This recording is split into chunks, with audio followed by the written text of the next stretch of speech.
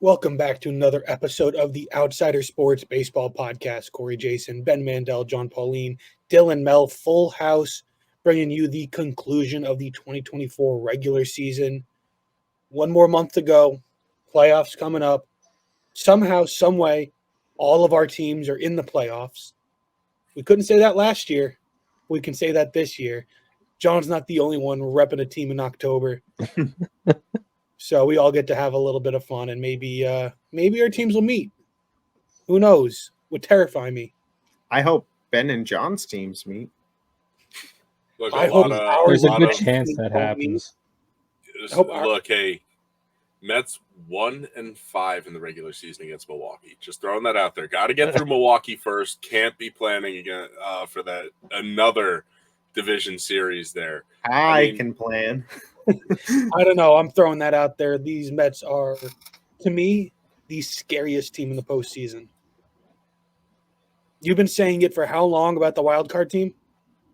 Yeah, the 6th seed in the NL has been the one that gets to the World Series in this new format so far. So, and I think, at least in the Yankees' perspective, I think they match up worse against the Mets than any other National League team. Look, I think the other thing is too, though, a lot of that talk is that sixth wild card has been a team that's hot going into the playoffs.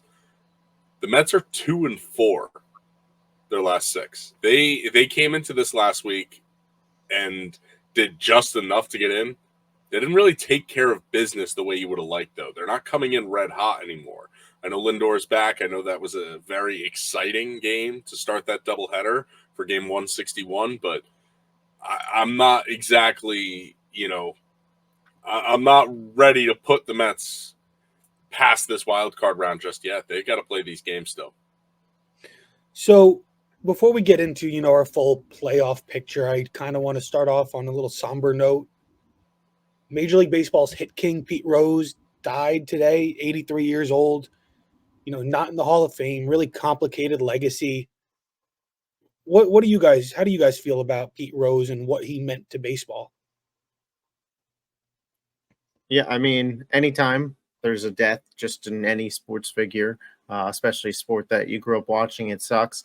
Pete Rose was obviously before all of our times, but, known as the hit leader, seen him around baseball for a while.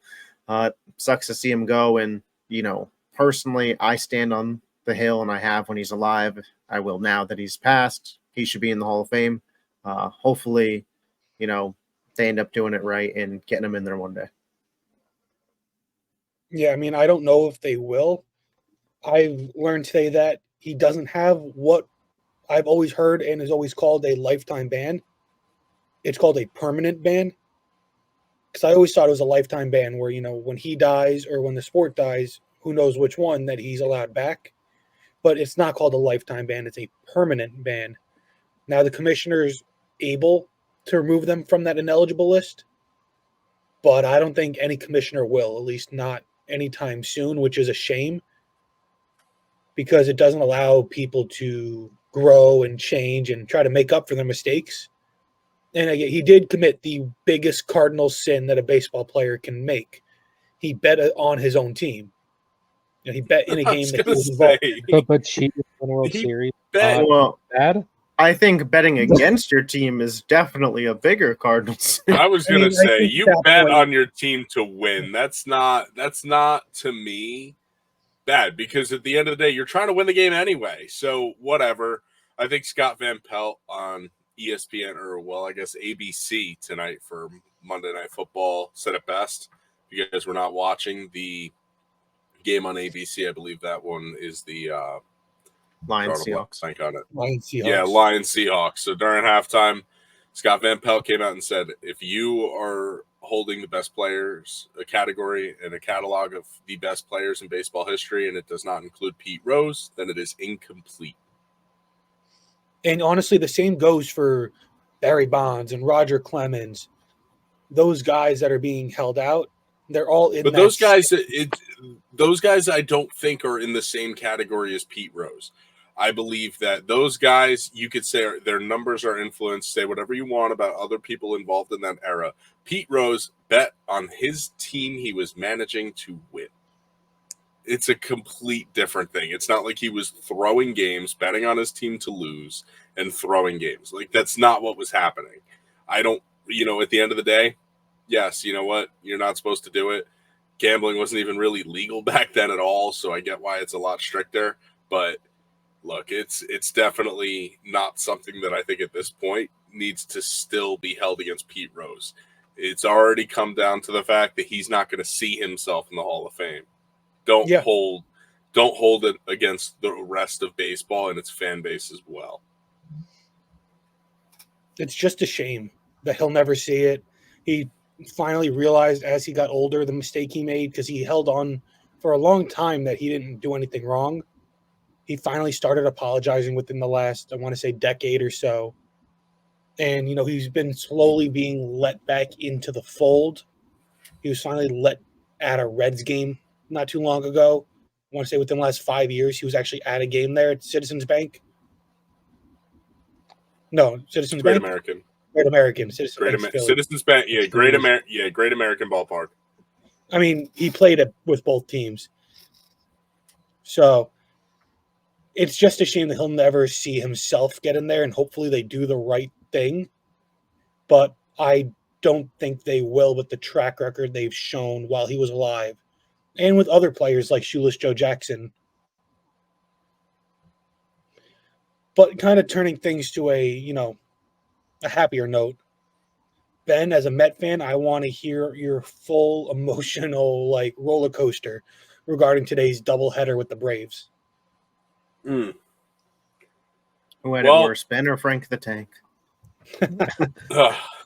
Look, at first it's just like, you're going into the eighth inning down 3-0. Offense hasn't done anything the entire game. I know once you get to the bullpens, it's a different story. But, all of a sudden a rally starts. Just as I'm saying to myself, all right, got to win game 2.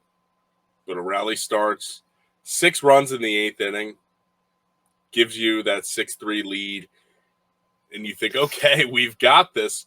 Then all of a sudden, a 4-run bottom of the 8th for the Braves, and you think there's no way you can lose a game like this. Then the MVP steps up. The true most valuable player in the National League, Francisco Lindor, top of the 9th, puts the Mets back on top. And then I don't know if you guys saw the Diaz quote, but Diaz gave up 2 runs in the 8th. And he said to Carlos Mendoza after Lindor put the Mets back on top, I'm not coming out. I'm staying in. I got this shit. And Diaz did. And look, the Mets are in the playoffs. It would have been great to see Atlanta get bounced, but I'm happy with it. Let's go Mets. They were able to get it done. It was a roller coaster, especially for that hour-long 8th inning. But boy, oh boy, was it fun. If I was Mendoza, I would have laughed at Diaz, though, because he was about 2 feet from giving up a grand slam in that 8th inning, especially after he got so much work on Sunday, too. I get that he wants to go back. It's one of those things. You have faith in your stars. At the end of the day, did the Mets really have a pitcher that was better than Edwin Diaz to come into that game in the 9th inning? I mean, I would have put in Reed Garrett. I mean, the decision worked. It did work. Exactly. Yeah, that was one heck of a game. I wish I got to watch it all live, but the MLB likes to inappropriate words are what I want to say about them in their TV blackouts, especially because for whatever reason where I live, the game wasn't blacked out through 8 innings, and then it became blacked out for the 9th inning, and I really don't understand how that happened or why that happened. Do you live in Mets blackout country? It doesn't seem like you would, right? Yes. Yes, Northeast but Pennsylvania is. Yes, but no, because SNY not on YouTube TV in my area, but close enough for ESPN2 to be blacked out.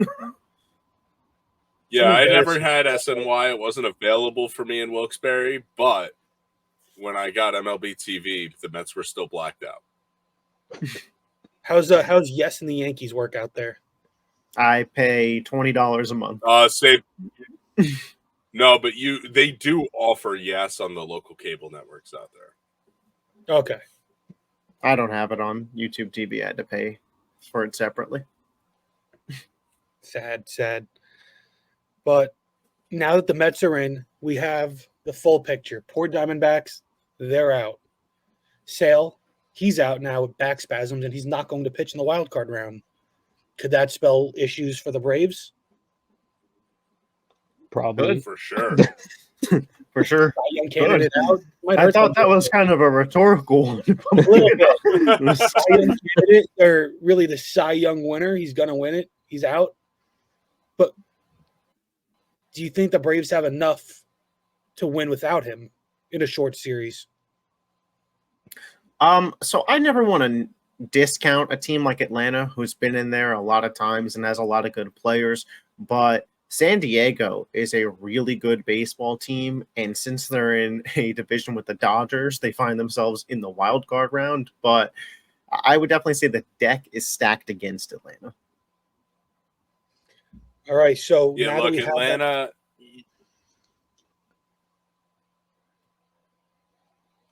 With Atlanta, look, Chris Sale being out, it's definitely a blow, but they do still have some guys. I know Fried hasn't been, the guy that they'd hoped he'd be this year. Ronaldo Lopez has been solid.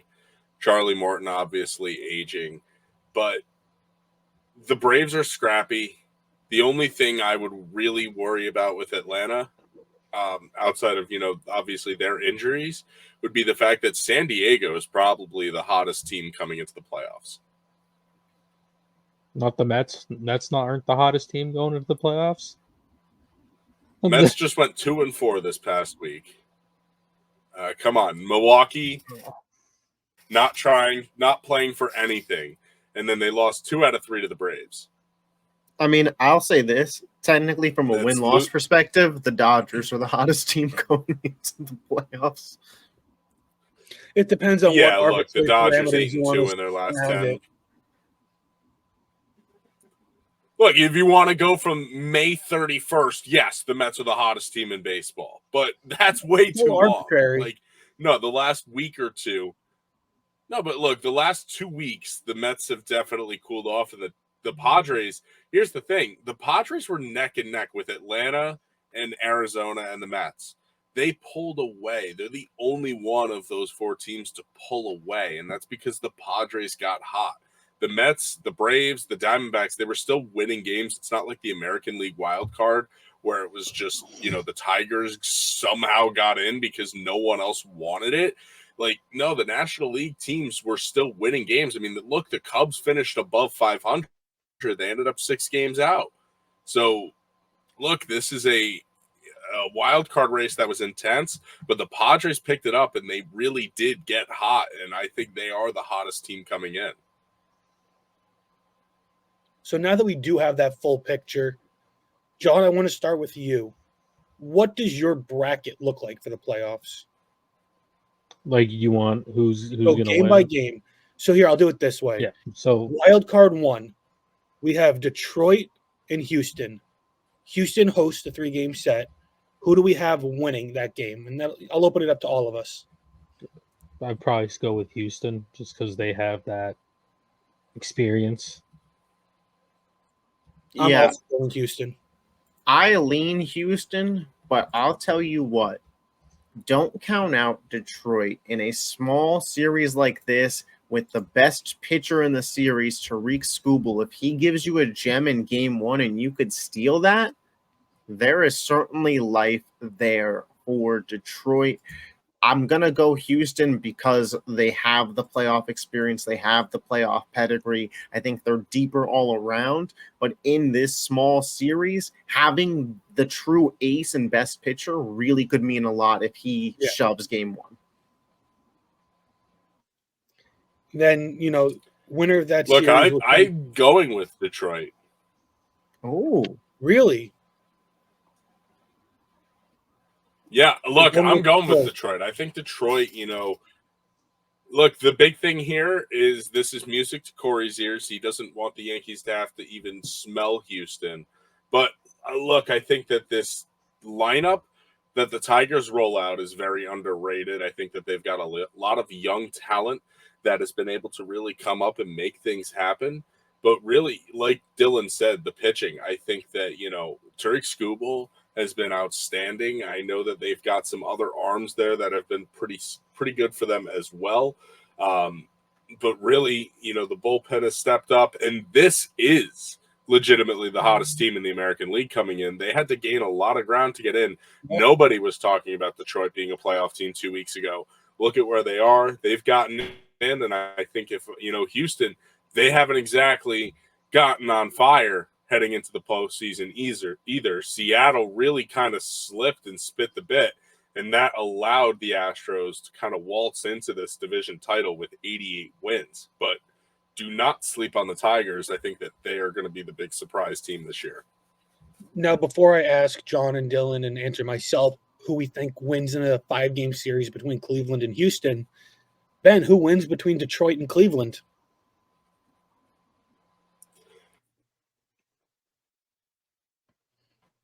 Look, at that point, I'm sticking with Detroit. That Cleveland is one of those teams that has definitely been very good and very strong all year. And although Detroit may still have the best pitcher in Tariq Skubal, I think Jose Ramirez is the best player in that series, hands down. And I think that he's able to really step up. And look, this might be a year Cleveland's able to do some damage. But you're sticking with Detroit. No. I'm going with Cleveland. I misspoke there. Okay.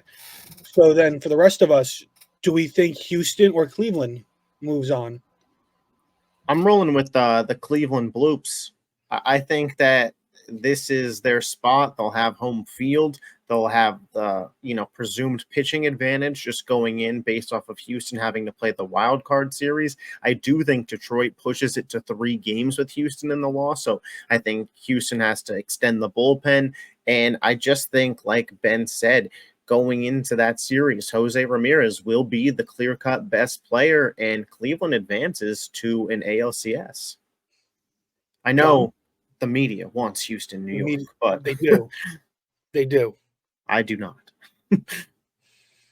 As much as I hate to say it, I'm going to go with Houston because I just feel like they've been there, done it. I mean, fell a little bit short last year, but it's like the most part, they're like the same team. I think they're just going to do it again. I couldn't agree more, John. I think Houston just does it because they can do it and they've done it before. They have the experience.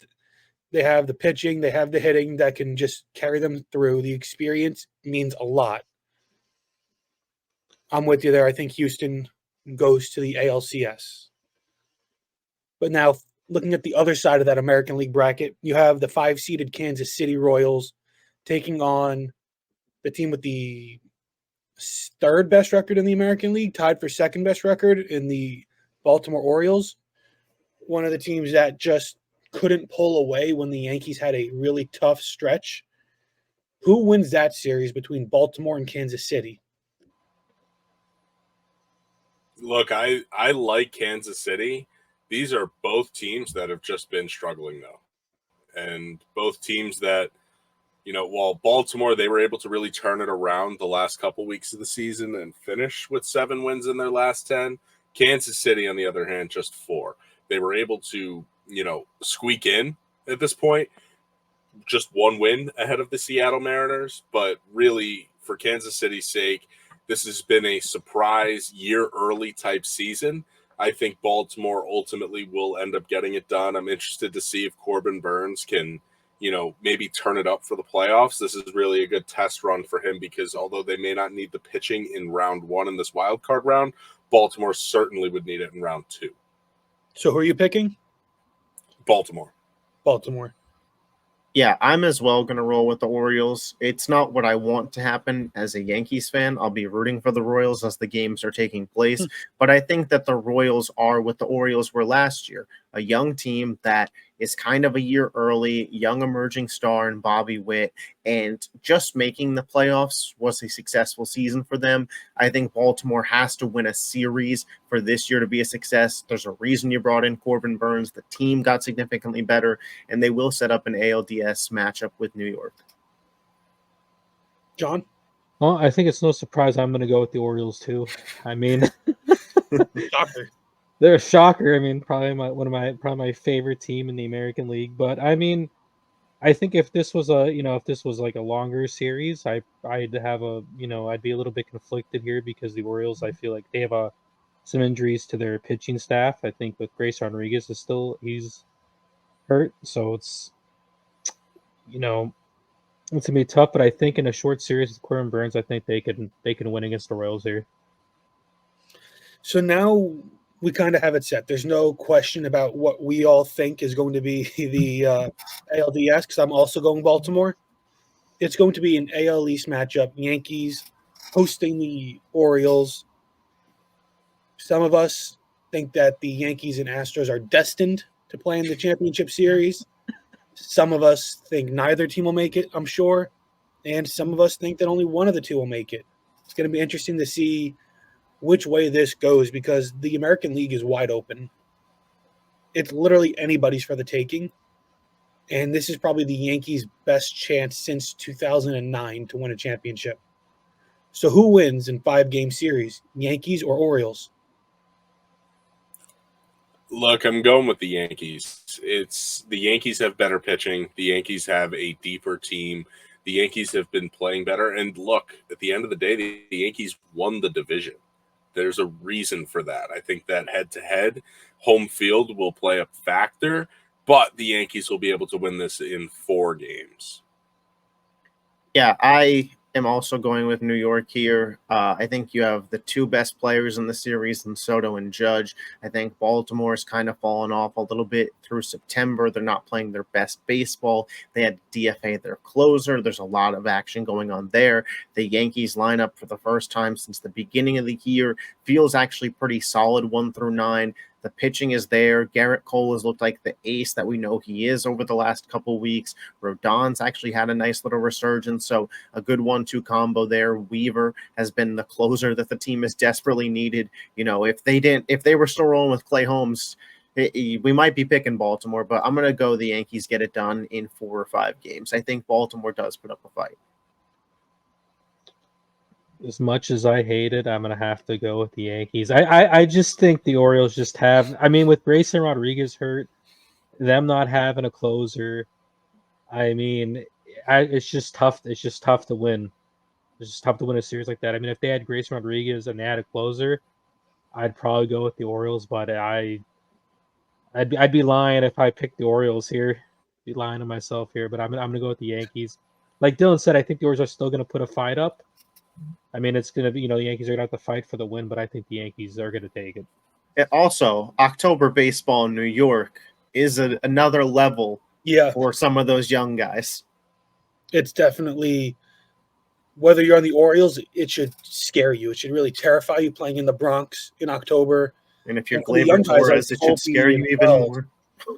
If you're Volpe and Wells, it should kick you into another gear to succeed with the Yankees in October. Do we go 4-0 with the Yankees? I'm conflicted. If you asked me last week, I would have been all in on it.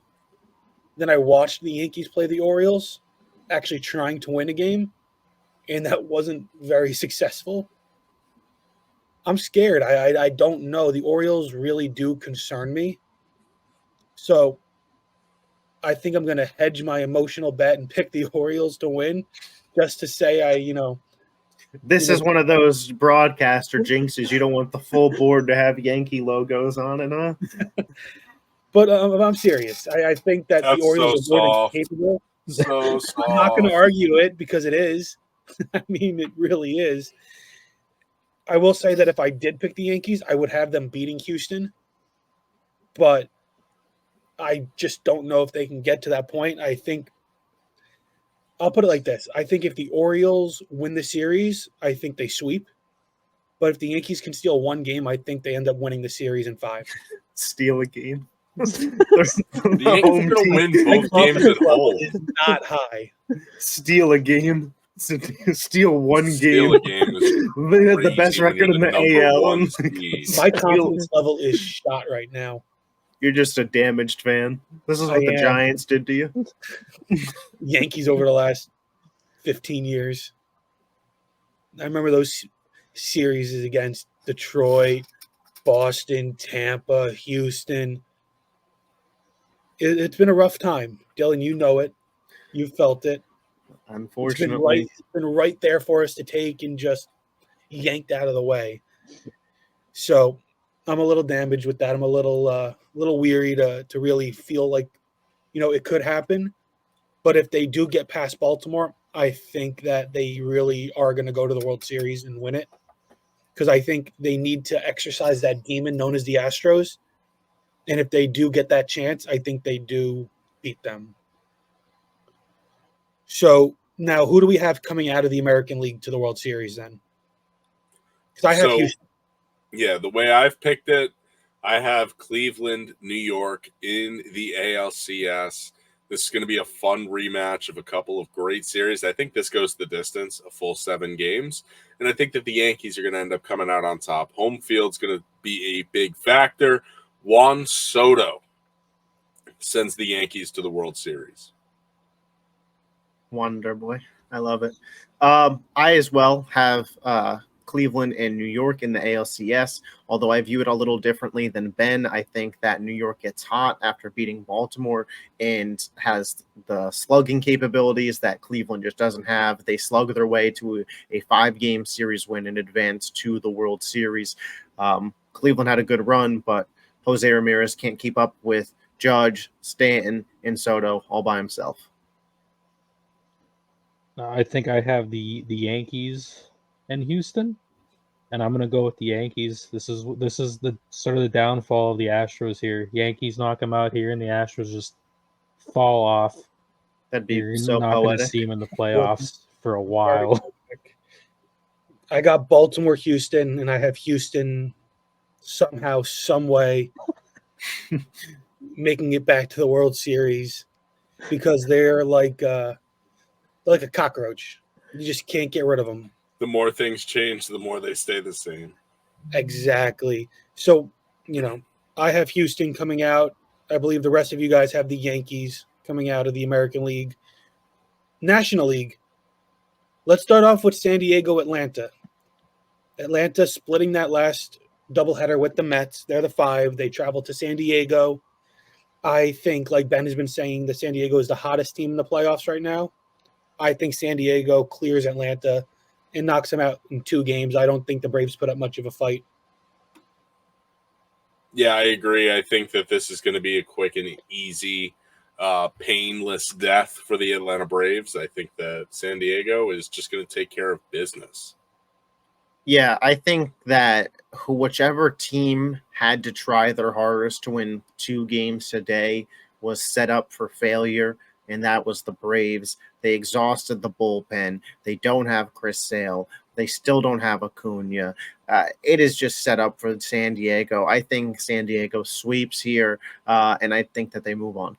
Yeah, don't forget these games are being played when this episode is out today. So literally the day after, at least the Mets probably have the worst travel itinerary the last week.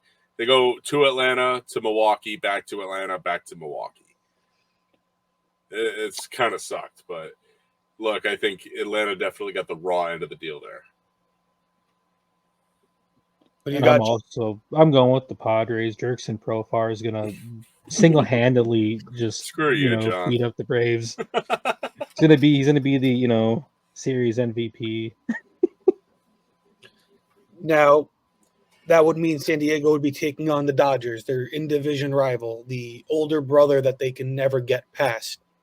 Which they did 2 years ago. In this exact situation. And do we think they do it again? No. No, not to be that blunt. I actually don't think that they do it again. I think that the Dodgers are going to win. win this series, although the Padres are going to give them a really, really tough run. I agree that I said that the Padres are the hottest team right now, but that's only going to get you so far. I think that ultimately, if the Dodgers do not win the World Series this year, Dave Roberts cannot return as their manager. I think that he has had enough chances to get over the hump, and this is easily the most talented team he has ever had. I think that even though Shohei is not pitching, this is the most talented team the Dodgers have had under Dave Roberts, and it's go time. So I've got the Dodgers knocking out the Padres in 7. Or I'm sorry, that would be 5. But this is going to be a lot like that Dodgers-Giants series we saw in 22, I believe it was. With the 109 win Giants? Yeah. And then the Dodgers ended up knocking them off in game 5. Yeah, I have the Dodgers winning in 3 games. I just think that this is going to be a beatdown. I think that they went into the postseason firing on all cylinders. Betts, Freeman, Ohtani. It's just the best 3-headed monster, maybe in MLB history, and I just don't think the Padres will have the firepower to keep up. Yeah, I'm going to go Knocking with Judge, Soto, and Stanton, man. That is the greatest. Listen, maybe Giancarlo in 2017. I don't know about 2024 Giancarlo. I'll never be off that Stanton hype train. Lindor, Vientos, Alonso. John? I'm going to go with the Dodgers too. I mean, I kind of want to go with the Padres because like sometimes you see that, that kind of week off there kind of slows teams down and takes it out of them. But I mean, you have a star-studded Dodgers team coming in here. You have, Ohtani in the playoffs finally. I mean, I think they're just gonna win. Just going to be good. It's just they're gonna win. I'm picking the Padres. Ooh. I think we finally find Ohtani's kryptonite, and that he's not capable of hitting in the postseason. Remember, that wouldn't be the funniest thing to happen. After this talk about Ohtani, I was going to say, you as a Yankee Aaron Judge fan would love that more than anything, because that's been Aaron Judge's biggest knock, is that he has not been the same player in the playoffs. And if the same thing happens for Ohtani, then Aaron Judge is on the same exact playing field as him. Nah, Judge is fine. He's fine. Doesn't worry me. Oh, doesn't worry me at all. But doesn't worry me. I don't know. That convinced myself enough? That fourth one made me question it. But, I mean, tell me that wouldn't be the funniest thing, that after all this, everybody, it's seemingly like rigged for Ohtani to go to the crosstown Dodgers, to have this amazing season. It's all, it's all good. Everything is amazing in Dodgerland. For him to just not be able to hit October pitching, it would be pretty funny. Like, you could take the man off the Angels, but you can't take the Angels out of the man. Hey, that's if you haven't summed up Mike Trout. So I think that the Padres do win. I think they win in 4 or 5. But I think that the Padres pitching is more than capable of shutting down the Dodgers hitting. And I just don't know if the Dodgers pitching is enough. Yeah, the Dodgers pitching is a question mark. If they've gotten so many injuries and so many issues with that pitching staff throughout the season, that I just don't know if I feel confident in them, where you have the Padres having, a solid rotation of guys that can just shut down the best hitters day in and day out. So before we go to the National League Championship Series, let's go all the way back to the other side with the National League wild card. You have the Mets at Milwaukee. John, you want to start us off that one? I think the Mets are going to win. I don't know. I just think the Mets are going to win. Don't sound so disappointed, John. Short, sweet, I'm not. No, I just think the Mets are going to win. They just seem like they're vibing. They're going to win. Yeah, listen, I will never bet on an NL Central team besides the Cardinals to perform in the postseason. So give me the Mets, mostly because it just makes it way more interesting for me if the Mets play the Phillies in the NLDS than the Brewers and Phillies. I'm going to go before Ben. So I'm also going to pick the Mets Woo. because I think that the Mets are the scariest team in the postseason. Are we going to have 4 Mets logos on the board? We are. I'm not a soft pansy like Corey is. I am taking the Mets, even though the Mets are 1-5 against Milwaukee this season. I think that they do not match up well with the Brewers, and I think that all of this travel is really not working well for the Mets. They have been away from Citi Field for quite some time now, over a week. They've had a ton of travel, including 2 trips to Atlanta, and now a second trip to Milwaukee. If the Mets are able to get out of it, hopefully, thankfully, they would be going up against Philadelphia in the next round, which is a closer team, so there's not as much travel. But you got to get there first. And I think that the Mets have some solid arms. I don't think that they're the scariest team, though. They don't have a true ace. They have a fun locker room right now. They have a fun vibe. They have a fun pop star second baseman. They have an MVP in Lindor. I think that that's enough to get you through a wild card series. I think that the biggest difference between this Mets team under Carlos Mendoza and the Mets team in 22 under Buck Showalter, biggest difference is leadership from the players. They were too much through their manager and Buck Showalter. This year, you've seen Lindor and Alonso really step up. Now, Alonso's numbers on the field may not look great, but he has been a tremendous leader in the clubhouse. The chemistry has really come together, and I do think that we might see something similar to what we saw in 2015 with the Mets going up against the Cubs. I believe the Cubs won all 7 of the regular season games against the Mets that year. The Mets turned around and swept them in the NLCS. So regular season doesn't always tell everything, especially considering when the Brewers swept the Mets, it was on opening weekend, or opening day, rather. So I'm not exactly extremely concerned about that regular season performance against the Brewers, but it's not a given. They do still have to go out there and win 2 games. I just believe that this Mets team is capable of it, and it's been too magical a season to end in a 3-game wild card series. Then take us right into Mets Phils, Ben. Mets Phils. Again, I'm still not a pansy. We're going with the Mets. I think that the Mets and Phillies in the NLDS would be such a wonderful series. I think that this series would actually really replicate how great that Dodgers-Giants NLDS was a couple of years ago. I think that this is exactly the type of matchup that you're hoping for. When you put this new playoff format in, you get a divisional matchup in the NLDS, 2 good teams like this, one that's really hot, one that's got a great roster. There's so many storylines, and look, you just don't – it's Mets-Phillies in the playoffs. You don't get that often, and we haven't gotten it. I don't remember, I definitely wasn't alive last time we saw Mets-Phillies in the playoffs. I don't remember if it's happened in any recent memory, but boy, oh boy, it would be fun. I think the Mets take it in 5 and then roll on to the NLCS. Owen?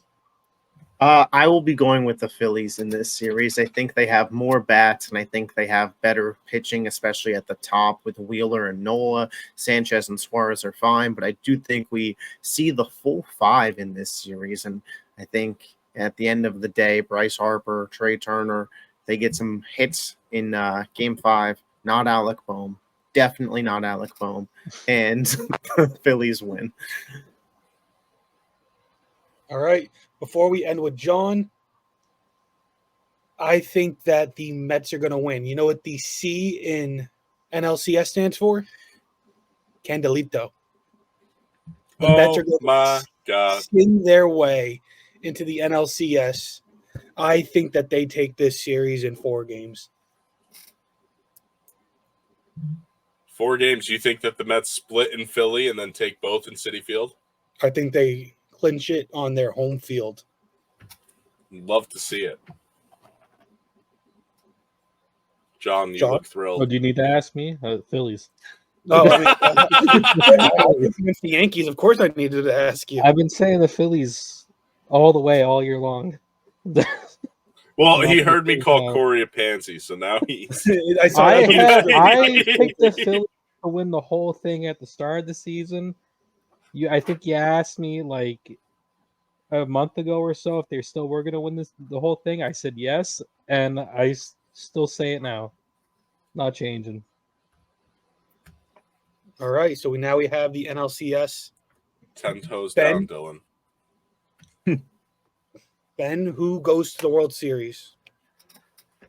I'm sticking with the Mets. And although I think a Mets Dodgers NLCS would be fantastic, I think that we would see a very even matchup when it comes to the pitching. And I think that the hitting would just be so much fun. I think that getting the two MVP candidates in Ohtani and Lindor going head to head is something that, would just be a magical thing for Major League Baseball. Typically, Mets Dodgers has been an NLDS type setting, and this time it's going to be with the World Series on the line, and the Mets are going to get it done. So Mets to the World Series. Yeah, so I have Phillies Dodgers. I think that this, at least in my estimation, is the most fun outcome for the NL. I think it's, the two best teams in the regular season in the NL going at it. I am going to go with the Philadelphia Phillies. I think the top end pitching of Wheeler and Nola is far superior to what the Dodgers are rolling out there. It's tough to compete with Betts, Freeman, and Ohtani, but Turner, Harper, Bohm, even, I'll give them some credit here, Castellanos, Schwarber, the Phillies got bats, and they've been there before. They are certainly hungry. Give me the Phillies to advance back to the World Series and set up a rematch of 2009 with the Yankees. John, do I have to ask you, Dodgers, Phillies, is it even a question? Dodgers. No, I'm Phillies. Phillies. It's the Phillies. I mean, they own the Dodgers in the regular season. They're going to own them in the postseason. I mean, not much more to say. All right, so I got almost want to say sweep. Is that sweep? Is that what you I were mean, getting at? Is that what you almost wanted to say? I'm not gonna get that cocky. Well, I got Mets, Padres in my NLCS, and I got the Mets dancing to the World Series too. I'm riding with Ben on that one. I think the Mets get that hot win, and they just keep it rolling throughout the playoffs, and it will be hell in the New York metro area for me. I just want to point out to anybody listening right now, there's a reason that I put in the description of these YouTube videos, baseball commentary with New York and Philadelphia bias, if you can't tell by the World Series matchups here. I mean, look, I don't think I have too much bias in the American League side. No. Look, I mean, I'm picking the number one seed in the American League. No. I just meant there's at least one New York team in all four of our World Series, and two of us have the Phillies. Well, yeah, look, it's. I mean, obviously, being Northeast based, let's just say this pod runs out of Edison, New Jersey, for Corey's sake. But let's call it spade a spade. Yeah, so obviously we're gonna have some National League East and American League East bias. We definitely don't miss talking about the Yankees in these episodes. I will give Corey that. Hey, number one seed in the AL. They're a big talking point. Got the MVP.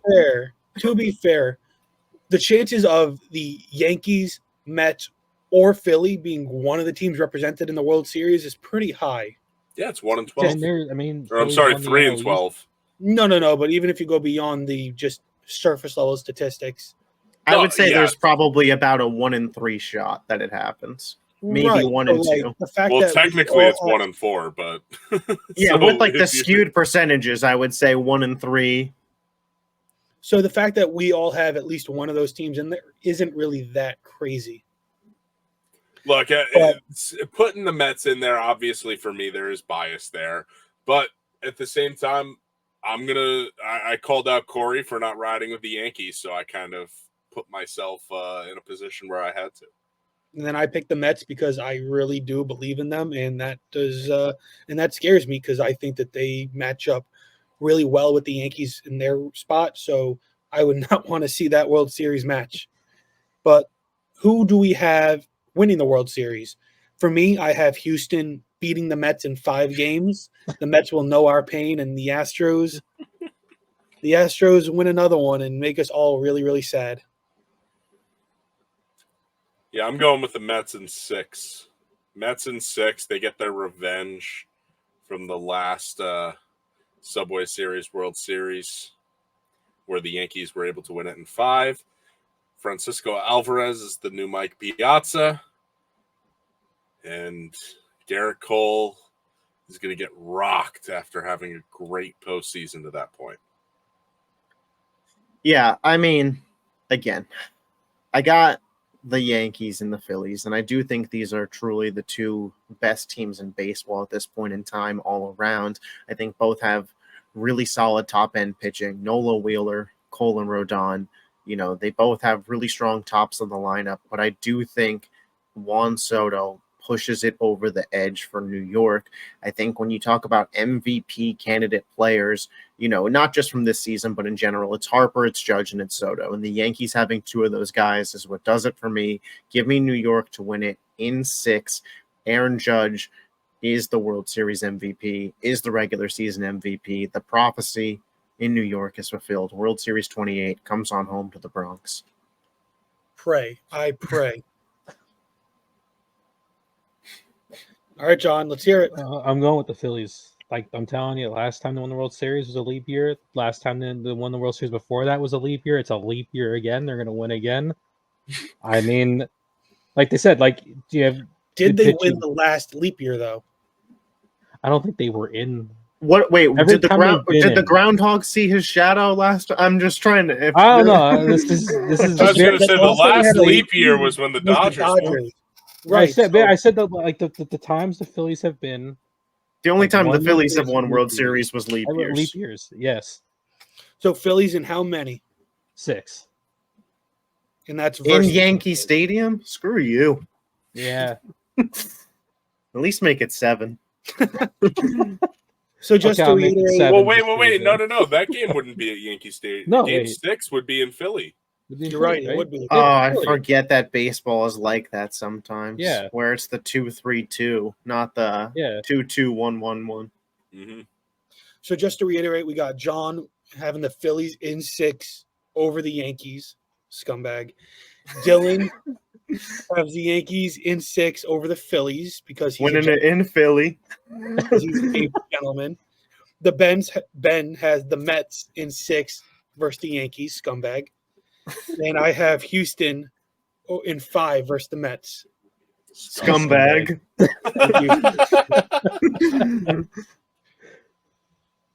So it's going to be an interesting postseason. We'll review where we went wrong next week.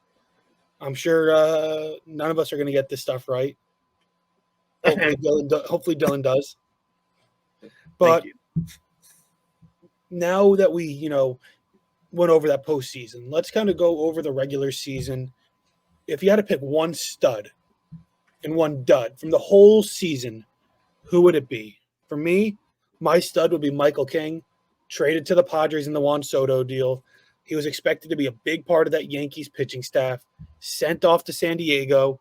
He went 13-9 and 30 games started, had a 2.95 ERA in 173 and 2/3 innings, 63 walks, 201 strikeouts. He gave up 149 hits. He had a really, really solid year, and he's the ace of that staff in San Diego. My dud, Alex Verdugo. Yankees traded for him about a day before they traded for Juan Soto. Scared a lot of people into thinking that Soto deal wasn't going to happen. Verdugo was expected to be a doubles merchant in Yankee Stadium, supposed to fit really well, and then just decided to have one of the worst walk years I've ever seen. In 149 games, he had 130 hits, struck out 93 times, hit 13 home runs, 49 walks, 61 RBIs, hit 233 with a 647 OPS. I wouldn't be shocked if he was left off the postseason roster. That's how bad he was. Well, that's not going to happen. No, it's not. I think you were a little disrespectful not making your stud Shohei Ohtani with I won't tell the viewers how much, but with the sizable bet he's about to win you, that is foul to not give that man any love. Michael King. And Well, you picked Michael King to eliminate him from the playoffs. See, it's all coming together. You sitting here talking about how bad Ohtani's going to be in the playoffs. He did his job for me. I didn't have him for the playoff MVP, just a regular season MVP. Wow. But who do you guys got for your stud and dud? Yeah, so for me, my stud is the guy who should be the MVP, Francisco Lindor. He ends up with 618 at bats. He got hurt late in the season, where he missed a couple of weeks. That really kind of put a damper on any chances of him winning MVP, although they were pretty slim at that with the season Ohtani's having. 33 home runs, 29 stolen bases. He ends up not getting to 30-30, although he would have if he stayed healthy. A 844 OPS after a miserable start to the season when Lindor got it going, when he got plugged in the leadoff hole.